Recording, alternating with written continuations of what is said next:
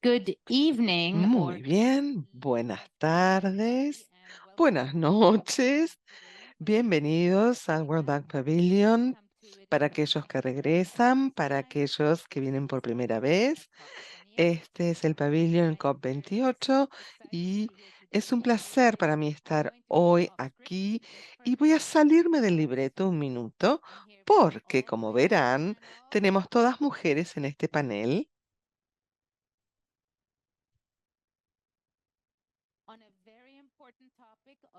sobre un tema muy importante sobre financiamiento climático y tres Anas y dos Ana Marías.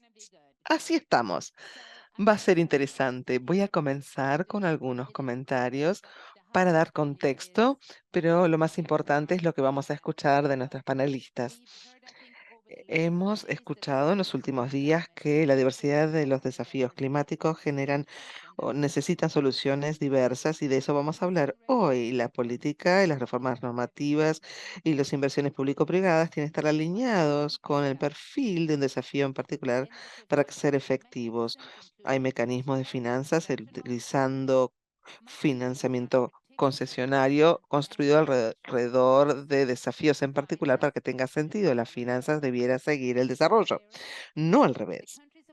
Los países de Latinoamérica y el Caribe combinan una diversidad de desafíos climáticos y genera un laboratorio maravilloso en la región para encontrar soluciones. Hoy vamos a encontrar mecanismos pi- donde el Banco Mundial es pionero en sociedad con estos países que se pueden replicar y escalar a nivel mundial. Uno de los desafíos principales en la inversión en el clima muchas veces lleva muchos años para que este impacto, inversión madure. Esto genera o no no alcanza los financiamientos iniciales. Hay que generar incentivos para sostener esto a largo plazo. Para abordar este desafío en particular, el Banco Mundial, el gobierno de Uruguay hizo algo por primera vez.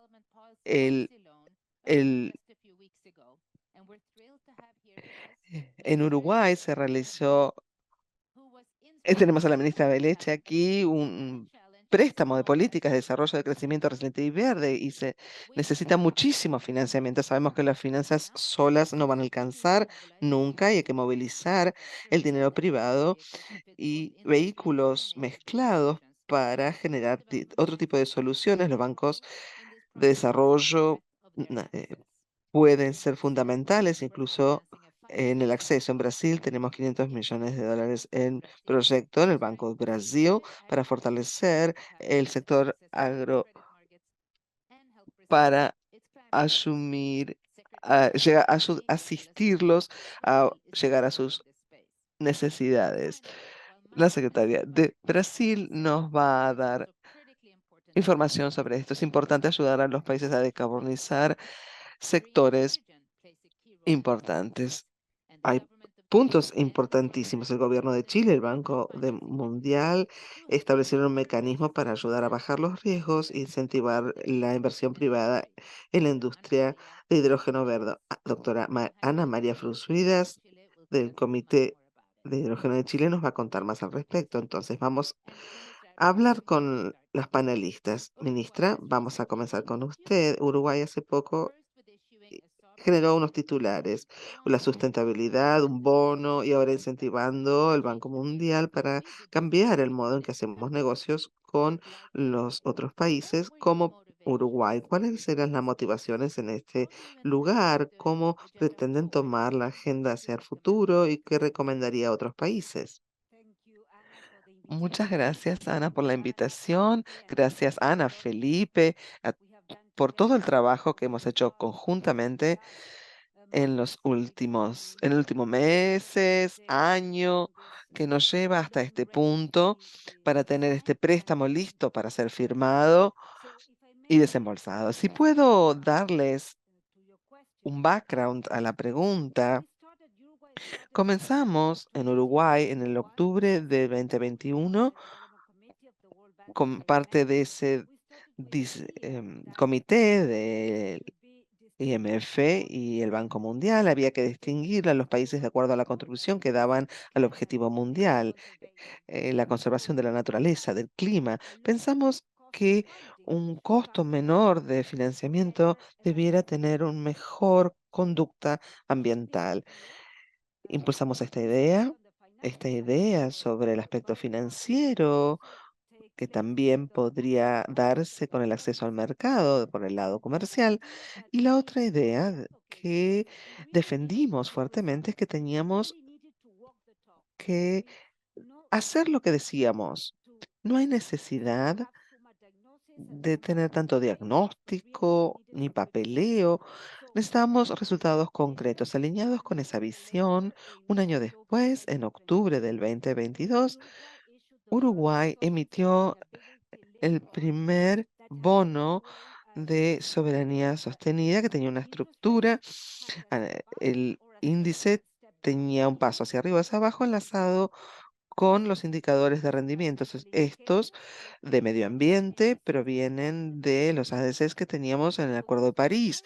Esto fue muy importante porque fue la primera vez que los NDC se convirtieron en ligados financieramente. Hasta ese momento muchos países los habían presentado, pero no había consecuencias, no habíamos cumplido con esos compromisos. A la vez, fue la primera vez que esta doble estructura significaba que los países iban a ser recompensados.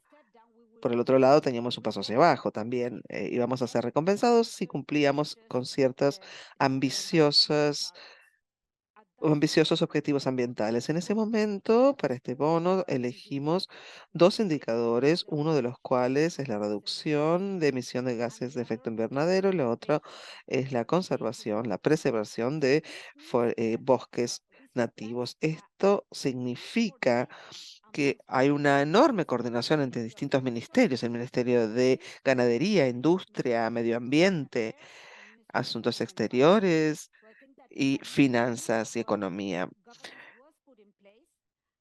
Se estableció una nueva gobernanza y este instrumento mostró la política y determinación política y compromiso de Uruguay para avanzar en la agenda medioambiental. Construyendo sobre el diseño de este bono, trabajamos conjuntamente en nuestros equipos, el Banco Mundial, durante meses con muchas charlas.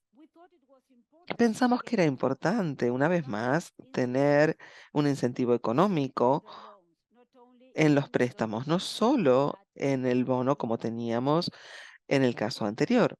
Pensamos que era importante tener métricas medioambientales incluidas en la ley. Por lo tanto, lo que sucedió el mes pasado fue que la Junta del Banco Mundial aprobó un préstamo de $350 millones para Uruguay, donde solo tenemos una recompensa. Y esto también es importante porque el bono tenía un cupón doble. En este caso, los países que cumplen con ciertas, estos ciertos indicadores medioambientales, Uruguay en este caso va a recibir una recompensa y tenemos un paso hacia abajo. En Uruguay, esto es un 1%, un punto. Estoy mirando al director del equipo. Él habló mucho de esto, por eso lo miro. Un punto de reducción del pago de intereses que tenemos, que significa que a lo largo de la vida del préstamo, esto significa ahorros de más de 12 millones de dólares. Y estos ahorros van a estar canalizados a un fondo que va a financiar proyectos inteligentes agrícolas. Hay muchas cosas coordinadas y que se unen. Y si puedo agregar otro punto importante que con el cual peleamos con Felipe mucho hasta el último momento para incorporarlo, es tener la posibilidad de que los países desarrollados financien la concesión de los pagos de interés. En la actualidad, el paso hacia abajo está financiado por un fondo del Banco Mundial, pero hemos abierto la idea de que este financiamiento concesional puede venir de un país desarrollado. Nos pareció interesante que sea una oportunidad para los países desarrollados dar, asignar recursos a este área. Sabemos que los países desarrollados han hecho mucho, dicen que van a dar recursos, pero están retrasados con esto y creemos que esta es una muy buena posibilidad para cumplir con esos gastos. Finalmente, permítanme destacar que el indicador elegido para el préstamo del Banco Mundial es la reducción en etano. Para Uruguay es muy importante porque el ganado y la agricultura, estos sectores en Uruguay realmente son la base de nuestra estructura económica y tres cuartos de nuestras emisiones provienen del metano, de la agricultura. Para nosotros es un desafío, pero queremos mostrarle al mundo que un país que produce alimentos para todo el mundo puede hacerlo y puede hacerlo de modo más productivo y sustentable. Muchas gracias, ministra, en primer lugar, por la innovación y ser pioneros en Uruguay. En segundo, llamar la atención al tema del metano, que esta semana también hemos llamado la atención a ello con un anuncio que vamos a hacer más, el 20% de la emisión del mundo. Bueno, el metano allí es muy importante. Tercero, por ayudarnos a pensar cómo podemos pensar a ayudar a los países de ingresos medios en esto que estamos estableciendo. Muchas gracias por la sociedad y muchas gracias por compartir de dónde proviene y cómo lo han pensado. Quizás hay otra pregunta para el mundo, pero esperamos nosotros que esto se replique a nivel mundial. Nos gustaría, de hecho, hacer eso, verlo más en el mundo. Y cuando estuvimos en Marrakech, en la reunión anual, y hablamos de esto, ya teníamos países que decían que querían hacerlo. Por ende, creo yo que esto va a suceder. Muchas gracias. Le doy la palabra a secretaria Tony y vamos a hablar de Brasil.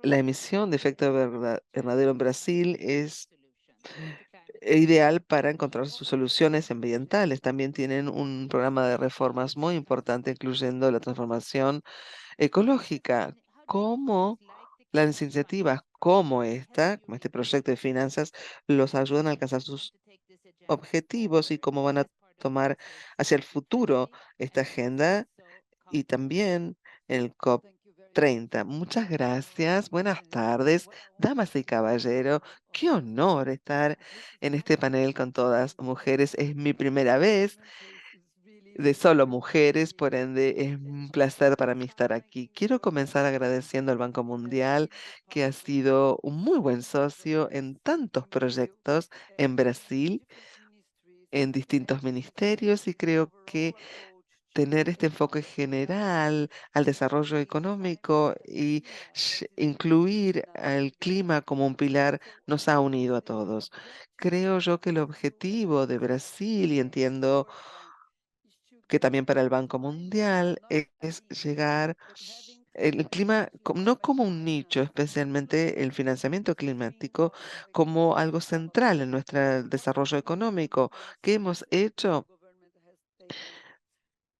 y qué ha hecho el gobierno? En primer lugar, mostramos nuestros NDCs inspirados por otros países y tenemos uno muy ambicioso que nos va a llevar al 53% en la reducción de nuestras emisiones al 2030. Cuando comparamos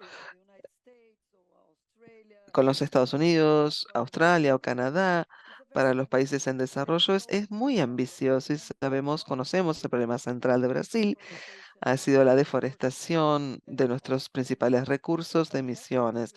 Es un placer para mí también mencionar que a partir la nueva administración, la deforestación ha bajado y las emisiones de deforestación también se ha combatido en 50%. Esto significa que Brasil en 10 meses ha evitado más de 250 millones de toneladas de CO2 que lleguen a la atmósfera. El impacto entonces no solo de una acción, sino la acción hay 18 ministros trabajando para combatir la deforestación Esto muestra que si no se piensa en la política climática solo como un nicho, sino como central, todo el gobierno junto, tratando de pelear contra algo, obtendremos la reducción de las emisiones. El mismo principio inspirado por Uruguay y su propuesta inicial, es decir, dar incentivo positivo más que control y comandos, eso estamos usando para otros programas en Brasil, más allá del Ministerio de Medio Ambiente, con el Ministerio de Agricultura ahora y el Banco Mundial nos está ayudando también con eso, en lugar de darle a los granjeros lo que tienen que hacer para comandar y controlar, les damos crédito, lo mismo que en Uruguay. Mejor que tengan una... Cuanto mejor estén en la postura económica, tendrán menos intereses por parte del gobierno. Tenemos en Brasil, recibimos todo el dinero que va a la zafra, incentivos positivos para los granjeros que usen ahora los créditos. Otras cosas que también estamos haciendo, ahora tenemos el Fondo de Clima de Brasil bajo la NDS, estamos saliendo al mercado con nuestros bonos soberanos también, los de sustentabilidad, aprendiendo una vez más de Uruguay, de la experiencia que ellos han tenido, y pudimos tener $2.000 millones que llegan a Brasil, que van a ir directamente a Fondo Climático Brasilero para financiar áreas que van a hacer no solo mitigación, sino también adaptación. Estos proyectos, creemos nosotros, tienen un rol en el sector privado, en finanzas, no solo para la mitigación, sino también para la adaptación en el Fondo de Sustentabilidad que obtenemos ahora a partir de los bonos soberanos. El, el mercado del ganado también. Estamos intentando aprobar una ley, esperamos tener buenas noticias esta semana, que le dará crédito ambiental a Brasil también, dando incentivos para los granjeros, por lo tanto el sector energético también, de modo tal que Brasil está intentando, utilizando el pilar de centralización de finanzas climáticas, no solo como nicho, no queremos que sea un nicho, queremos que sea el modo en que piense Brasil en todo su desarrollo económico, desde energía, agricultura, aportando soluciones basadas en la naturaleza, en la bioeconomía, toda la economía de Brasil. Tenemos suerte de tener un Ministerio de Finanzas que ha incorporado por completo la transformación ecológica, que tiene 6 ejes, que muestra que lo que teníamos que hacer en Brasil no es solo la mitigación o adaptación, sino la transformación de nuestro modelo económico y utilizando los instrumentos económicos para hacerlo. Y nuestra preocupación central hoy es cómo trabajar con estos instrumentos, tal como otros países lo están haciendo, para asegurar que los incentivos económicos otorgados a los distintos sectores estén allí utilizándolos y usando los planes económicos como base para estos instrumentos económicos y modelos económicos que tendremos. Creo que hacemos esta sociedad y termino con el nuevo mecanismo anunciado por Brasil durante este COP y estoy convencida que el Banco Mundial participará una vez más con nosotros. Es un mecanismo para respaldar los bosques. Hablamos de deforestación, por supuesto, existen mecanismos económicos para reforestación, todo muy importante, pero no tenemos todavía tantos instrumentos económicos para los bosques que ya existen y los ecosistemas y sus servicios de de lo que nos dan los bosques. Se ha establecido cómo financiarlos y ya tuvimos reuniones con el Banco Mundial para ver cómo el Banco Mundial puede asistirnos en todos los otros países también con bosques. Tengo una propuesta muy fuerte. El dinero va a venir de fondos de soberanía, del petróleo y gas.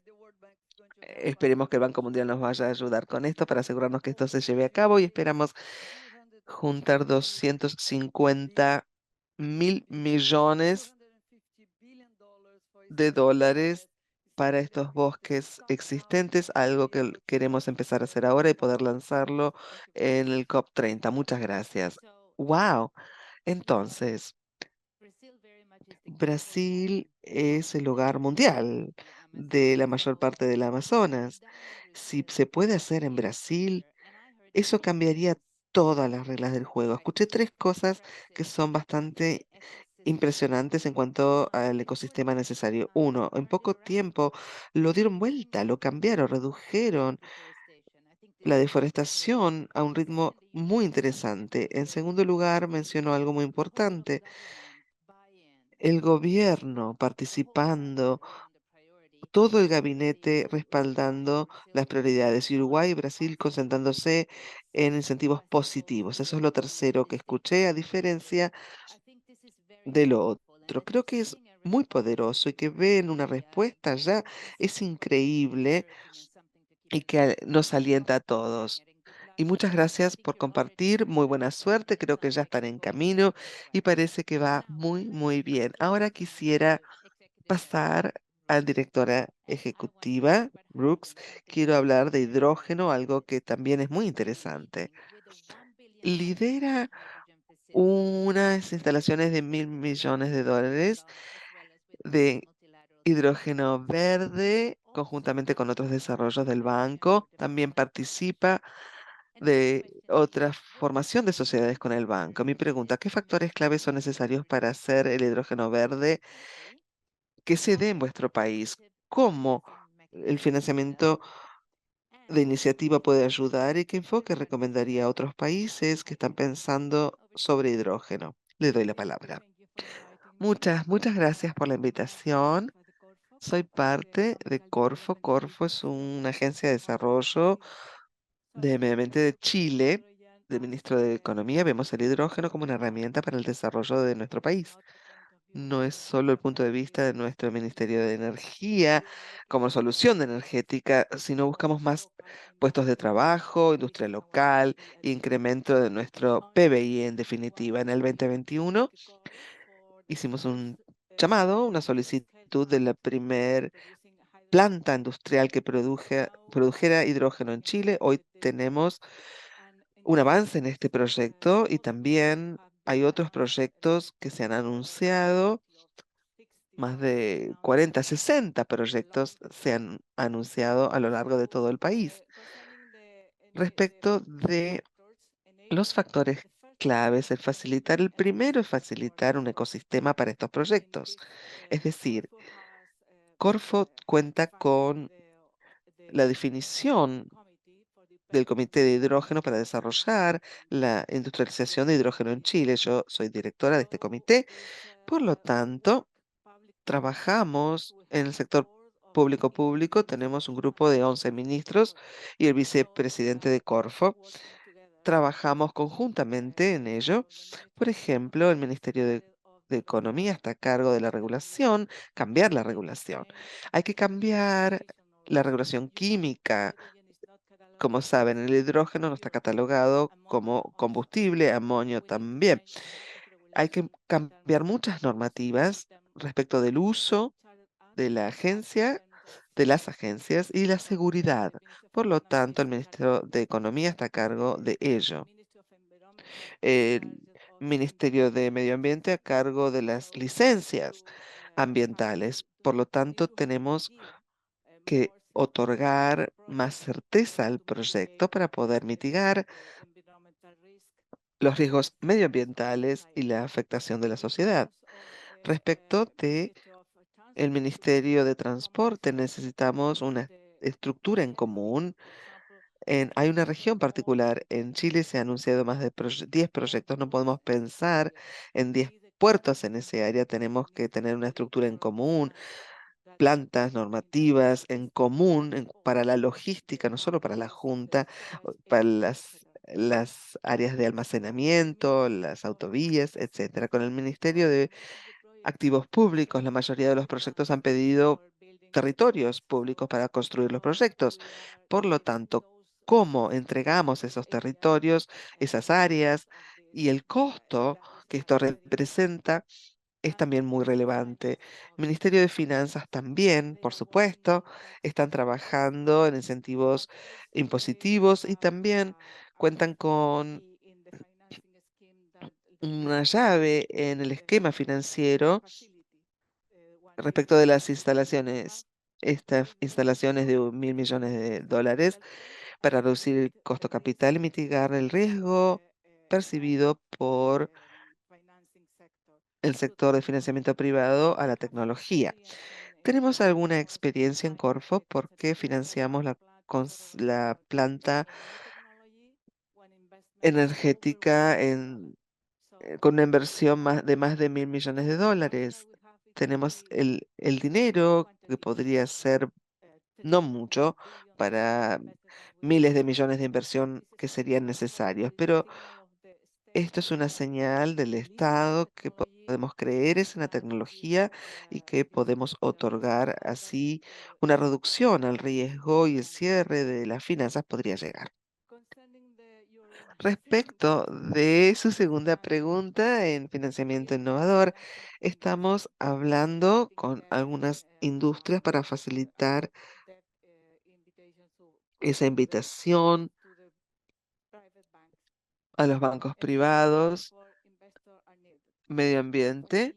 También las instalaciones van a tener público-privado, inversión público-privada y van a mitigar los riesgos proveyendo eh, financiamiento combinado para reducir costo capital y algunas cuentas para mitigar los riesgos. También garantías para reducir el riesgo de default, más de moviendo los proyectos de las instalaciones, de los estudios a la inversión final. Respecto de la tercera pregunta, la recomendación a los a otros países, creo que es distinto. Solo tenemos las energías renovables, no tenemos combustibles fósiles. Entonces, en nuestro caso es particular, Colombia, Brasil es distinto. Tienen algunos combustibles fósiles, entonces el estudio podría resultar diferente. Un punto muy relevante es la escala de inversión. Los informes del banco establecen que la regla de oro es 1 millón de toneladas de hidrógeno, son 20 años de agua y 30.000 millones de dólares, 30.000 billones de dólares de inversión. Nuestra estrategia plantea un objetivo muy ambicioso, 25 años de agua electrolitos al 2030. Eso es muy ambicioso, créanme. Toda Europa tiene 40 gigawatts de electrolitos para la misma fecha, 2030. 25 significa 75.000 millones en inversión. Es imposible acelerar esta inversión. Hay que trabajar con el sector público-privado conjuntamente en ese sentido. Tenemos la estrategia verde lanzada en el 2020. El ministro de Energía trabaja muchísimo para dar esa señal. Ese comité estratégico existe con un acuerdo entre el aspecto político, izquierda y derecha, para asegurarle a las empresas que es un Estado, no solo una estrategia administrativa. Y eso para nosotros es muy importante. También tenemos las instalaciones de hidrógeno verde de 1.000 millones de dólares que provienen del Banco Mundial, 150 millones de dólares, 400 del BID y otro tanto del Banco de Inversión Europeo, 100 millones de euros y el resto, Corfo. Con esto esperamos tener una señal y un modelo que podría ser replicado en otra parte del mundo, pero tenemos desafíos muy importantes por delante para poder hacerlo. El hidrógeno para el desarrollo de sociedades es muy útil, nos ha ayudado porque necesitamos no solo pensar hydrogen and en derivatives. exportar hidrógeno y derivados, sino también desarrollo local y fabricación local en Chile. Pensamos entonces que tenemos primero un asunto con la fabricación en Chile que se ha abierto, se va a instalar y vamos a tener otra propuesta, una segunda fase para tener una fabricación de electrólisis en Chile.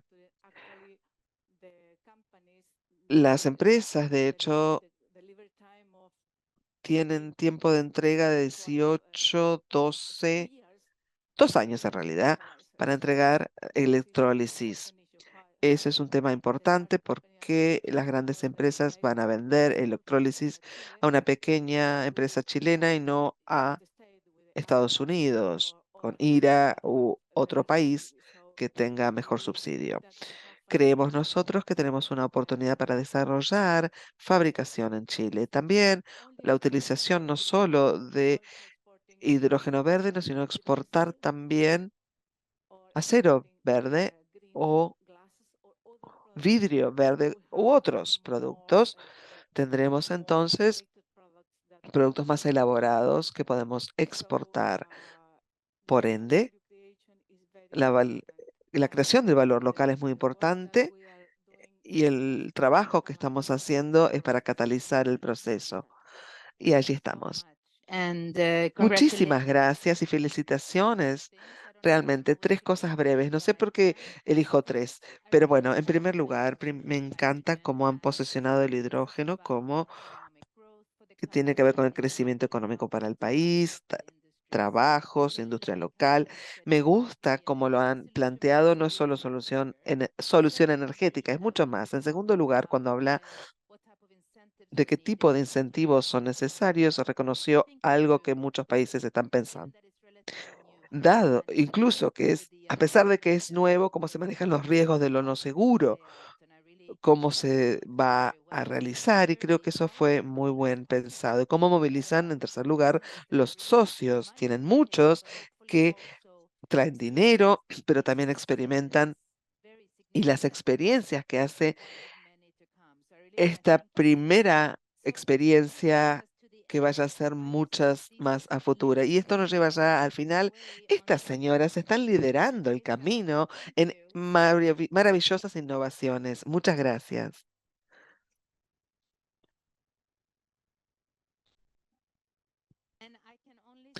Solo puedo decir que escuchamos mucho sobre innovación en distintos países, incentivos, que sigue siendo muy importante, pero también escuchamos mucho sobre velocidad y escala, poder avanzar rápido, pero también establecer el escenario para aplicación y escalabilidad. Y para nosotros en el Banco Mundial es un privilegio y un honor compartir con ustedes estos proyectos y permitirnos pensar en cómo podemos nosotros ser rápidos, llegar a la escala y tener el impacto. Así que muchísimas gracias y gracias a ustedes.